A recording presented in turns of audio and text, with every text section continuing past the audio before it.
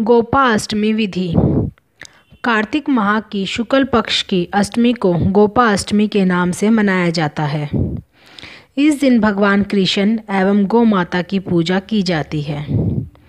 भगवान श्री कृष्ण एवं भाई बलराम दोनों का ही बचपन गोकुल में बीता था, जो कि ग्वालों की नगरी थी। ग्वाल जो गाय पालक कहलाते हैं। कृष्ण एवं बलराम को भी गाय की सेवा, रक्षा आदि का प्रशिक्षण दिया गया था। गोपाष्टमी के एक दिन पूर्व इन दोनों ने गाय का पालन का पूरा ज्ञान हासिल कर लिया था। इस दिन भगवान कृष्ण को पहली बार गाय चराने के लिए वन भेजा गया था।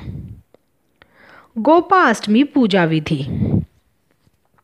इस दिन प्रातः काल में उठकर नित्य क्रम से निवृत्त होकर स्नान आदि करते हैं। प्रातः काल में ही गायों को भी स्नान आदि कराकर गौ माता के अंग में मेहंदी, हल्दी, रंग के छापे आदि लगाकर सजाया जाता है। इस दिन बछड़े सहित गाय की पूजा करने का विधान है।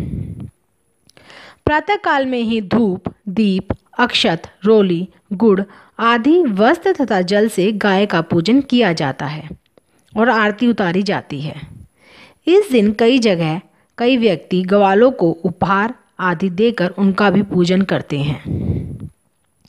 गायों को खूब सजाया जाता है। इसके बाद गायों को चारा आदि डालकर परिक्रमा करते हैं। परिक्रमा करने के बाद कुछ दूर तक गायों के साथ चलते हैं। संध्या समय में गायों के घर लौटने पर उन्हें साष्टांग प्रणाम कर उनकी चरण धूलि माथे पर लगाते हैं। ऐसी आस्था है कि गोपाष्टमी के दिन गायों के नीचे से निकलने वालों को बड़ा ही पुण्य मिलता है। गोपाष्टमी कथा। गोपाष्टमी से जुड़ी कुछ कथाएं प्रसिद्ध हैं, जो इस प्रकार हैं। पहली कथा। जब कृष्ण भगवान ने अपने जीवन के 6ठे वर्ष में कदम रखा, तब वे अपनी मैया यशोदा से जिद करने लगे कि वे अब बड़े हो गए हैं और बछड़े को चराने के बजाय वे गैया चराना चाहते हैं। उनके हठ के आगे मैया को हार माननी पड़ी और मैया ने उन्हें अपने पिता नंद बाबा के पास इसकी आज्ञा लेने भेज दिया। भगवान कृष्ण ने नंद बाबा के सामने जिद रख दी कि अब वे गैया ही चराएंगे। नंद बाबा ने गैया चराने के लिए पंडित महाराज को मुहूर्त निकालने कह दिया।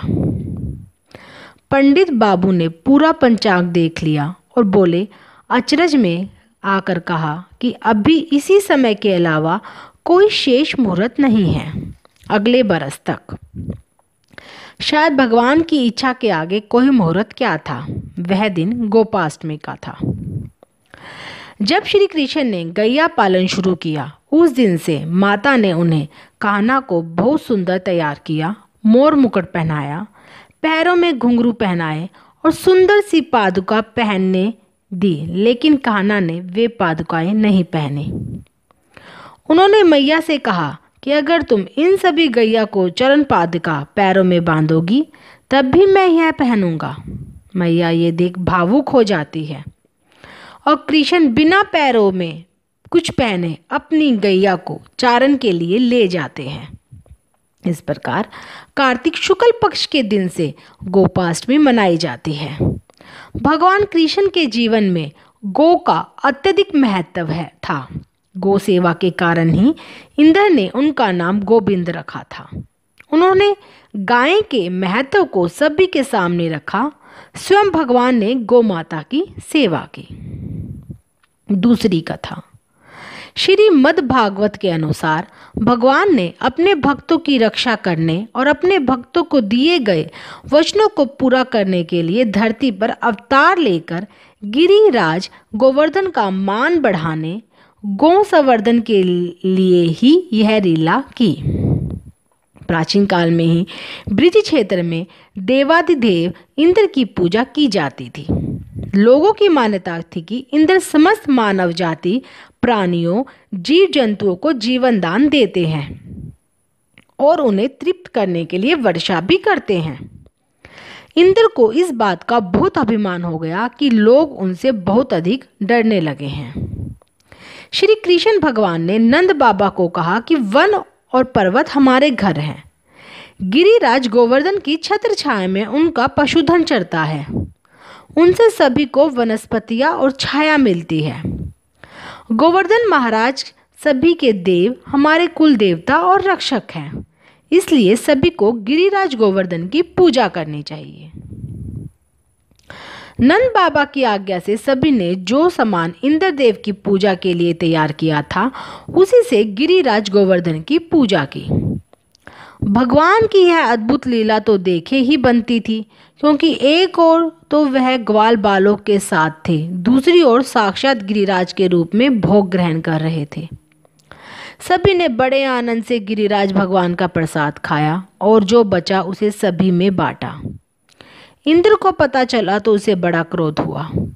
उसे गोकुल पर इतनी वर्षा की कि चारों तरफ जलथल हो गया। भगवान श्री कृष्ण ने तब गिरिराज पर्वत को उंगली पर उठाकर सभी गोकुल वासियों की वर्षा से रक्षा की।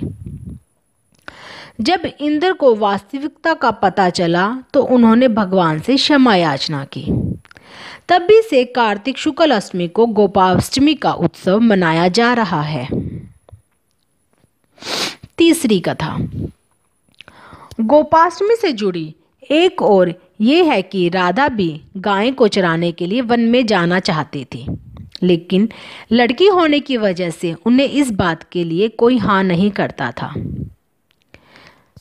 जिसके बाद राधा को एक तरकीब सोची। उन्होंने ग्वाला जैसा कपड़े पहने और वन में श्री कृष्ण के साथ गाय चराने चली गई। कृष्ण जी के हर मंदिर में इस दिन विशेष आयोजन होता है। वृंदावन, मथुरा, नाथ द्वारा में कई दिनों पहले से इसकी तैयारियां होती है। नाथ द्वारा में 100 से भी अधिक गायें और उनके ग्वाले मंदिर में जाकर पूजा करते हैं। गायों को बहुत सुंदर ढंग से सजाया जाता है। गोपाष्टमी का इतिहास। गोपाष्टमी महोत्सव गोवर्धन पर्वत से जुड़ा हुआ है। गोवर्धन पर्वत को द्वापर युग में श्री कृष्ण ने कार्तिक शुक्ल प्रतिपदा से लेकर सप्तमी तक गायें व सभी गोपियों की रक्षा के लिए अपनी एक उंगली पर धारण किया था। गोवर्धन पर्वत को धारण करके समय गोपियों ने अपनी अपनी लाठियों का भी टेका दे रखा था, जिसका उन्हें अहंकार हो गया कि हम लोग ही गोवर्धन को धारण किए हुए हैं। उनके अहम को दूर करने के लिए भगवान ने अपनी उंगली थोड़ी सी तिरछी की तो पर्वत नीचे आने लगा। तब सभी ने एक साथ शरणागति की पुकार लगाई और भगवान ने पर्वत को फिर से थाम लिया। गोपाष्टमी पर्व का महत्व। हिंदू संस्कृति में माना जाता है कि सभी देवी देवता गौ माता के अंदर समाहित रहते हैं, तो उनकी पूजा करने से सभी का फल मिलता है। हिंदू धर्म में गाय का स्थान माता के तुल्य माना जाता है, क्योंकि जैसे एक माँ का हृदय कोमल होता है, वैसे ही गाय माता का होता है। जैसे एक माँ अपने बच्चों को हर स्थिति में सुख देती है, वैसे ही गाय भी मनुष्य जाति को लाभ प्रदान करती है। गाय का दूध, गाय का घी, दही, छाछ, यहाँ तक कि मूत्र भी मनुष्य जाति के स्वास्थ्य के लिए लाभदायक है। इसे कर्तव्य माना जाता है कि गाय की सुरक्षा एवं पालन किया जाए। गोपाष्टमी हमें इसी बात का संकेत देती है कि पुरातन युग में जब स्वयं श्री कृष्ण ने गौ माता की सेवा की थी, तो हम तो कलयुगी मनुष्य हैं। यह त्योहार हमें बताता है कि हम सभी अपने पालन के लिए गाय पर निर्भर हैं, इसलिए वो हमारे लिए पूजनीय है। सभी जीव जंतु वातावरण को संतुलित रखने के लिए उत्तरदायी हैं। इस प्रकार सभी एक दूसरे के ऋणी हैं और यह उत्सव हमें इसी बात का संदेश देता है। शास्त्रों में बताया गया है कि गाय उसी प्रकार पवित्र होती है जैसे नदियों में गंगा। गायों को देवी लक्ष्मी का स्वरूप भी कहा गया है। देवी लक्ष्मी जिस प्रकार सुख समृद्धि प्रदान करती है, उसी प्रकार गौ माता भी अपने दूध से स्वास्थ्य रूपी धन प्रदान करती है। इनका बछड़ा खेतों में अनाज उगाता है। इस तरह गौ संपूर्ण मानव जाति के लिए पूजनीय और आदरणीय है। गौ के प्रति श्रद्धा प्रकट करने के लिए कार्तिक शुक्ल पक्ष अष्टमी को गाय की पूजा की जाती है।